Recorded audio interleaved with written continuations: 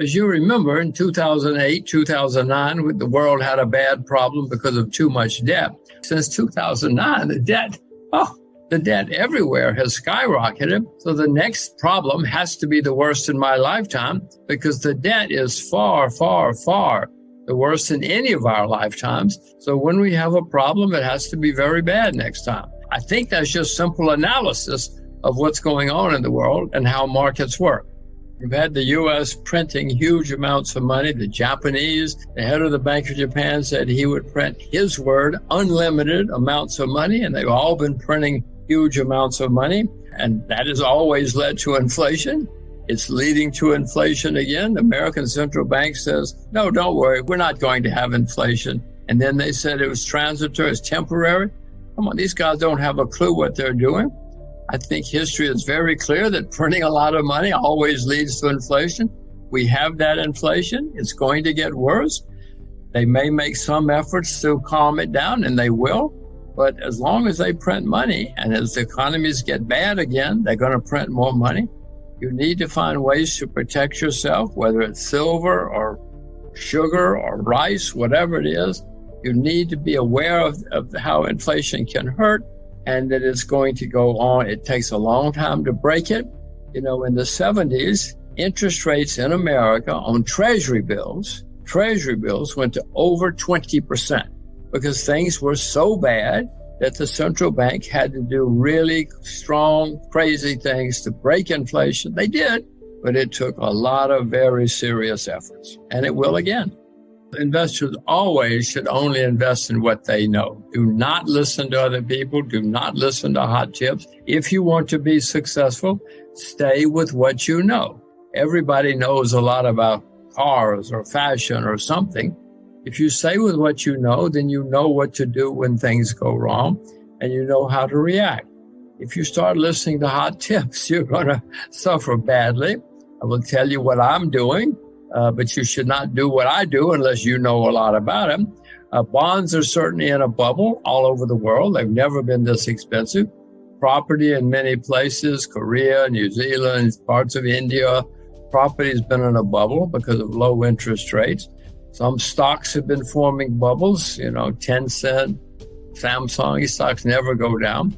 The only asset class I know that's cheap is commodities. I mean, silver is down 70% from its all-time high. Sugar's down 70%. These are not bubble prices. These are assets that are still very low. And when you have inflation, if you own the things that go up in price, you make money. And when there's inflation, real assets, commodities usually go up. Well, I own energy. I plan to buy more. The world's known reserves of oil continue to decline all over the world. Fracking came along and helped stop that decline, but the fracking bubble has burst now. We still have fracking, but it's not a bubble anymore. So known reserves continue to decline. We may have electric cars in the future, but if we do, electric cars use many times more copper and lead and lithium than petrol cars. So either way, there's going to be more demand for commodities, whether it's petrol cars or electric cars. So there's still increased demand, and nobody's been opening lead mines for a long time. So there will be more opportunities in commodities and in energy. I understand some emerging markets have a lot of energy. Some have no energy, and some must buy energy. If you are an emerging market that has energy, you're going to do well. If you're an emerging market that buys energy, you're going to suffer. Depends on what assets you have. As I look around, well, Uzbekistan is a market where I've started buying an emerging market recently. Most of the emerging markets were up a lot. Now they've come down. And I'm looking at, well, as I said, Uzbekistan as an emerging market where I've started buying shares. And I'm always looking for new markets. Well, Uzbekistan is a former Soviet republic. They were ruined by the communists. And the guy who was running Uzbekistan was one of the worst. But now there's a new crowd of people, and they're trying to open the economy and run it the way you would run it or the way I would run it. It's very cheap. Lots of natural resources, lots of tourist resources. Oh, my gosh, it's potentially a great tourist country. There are many things there, and maybe they're going to be managed properly now. And maybe I know it's very cheap. And if it's managed properly now, maybe I'll make some money. Well, I certainly don't like what the U.S. is doing in China. The U.S. seems to hit. When a country has problems, they always blame foreigners. And China's easy to blame. It's big and different. And Mr. Trump and now Mr. Biden both like to blame China for our problems.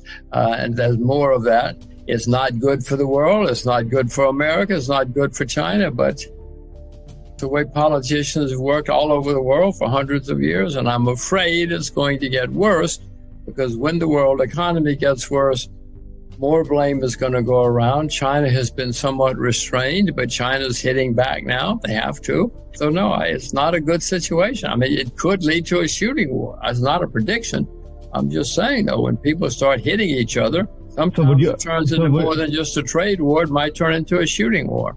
China is going to be a very successful country in the 21st century. Doesn't mean it won't have problems. America became the most successful country in the 20th century, but along the way we had many depressions, massacres in the streets, civil war. We had many problems, but we still became a very successful nation. China will have many problems, but in my view, I don't see anybody else who can be as successful as China in the 21st century. Well, if one thing, it makes it more competitive. It makes it easier to sell to the U.S. It also means that the things you buy, such as raw materials, will be up in price. So it has a serious effect on many countries, but it can help countries be more competitive, at least in the short term. And that will help people sell to the U.S. and sell to other countries too, since many nations deal in U.S. dollars. First of all, I don't like to believe in belief. I don't like to make investments based on belief. I try to make my investments based on hard research and fact-finding and find out what is really going on, not what I believe or not what I want. Many people are trading cryptos and making money. Part of the problem, of course, is that many have already disappeared. Many cryptos have gone to zero already.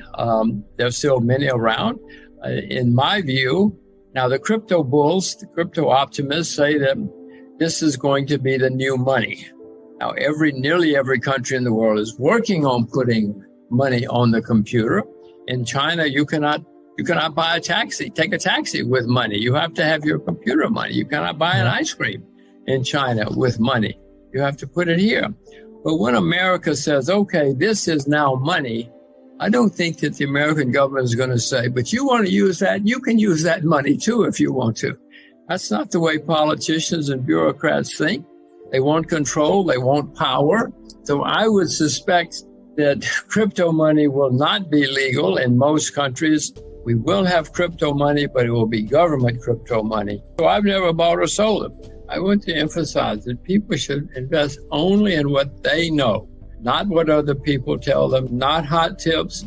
Only stay with what you know. If I told you you can only have 20 investments in your life, be very careful, and you'd probably be a very successful investor over the long term, over the years. Some people say, well, that's boring. Be boring. If you want to be a successful investor, don't worry about being boring. Stay with what you know. Everybody watching this knows a lot about something. Find your opportunities there and invest there, and you will be a very successful investor.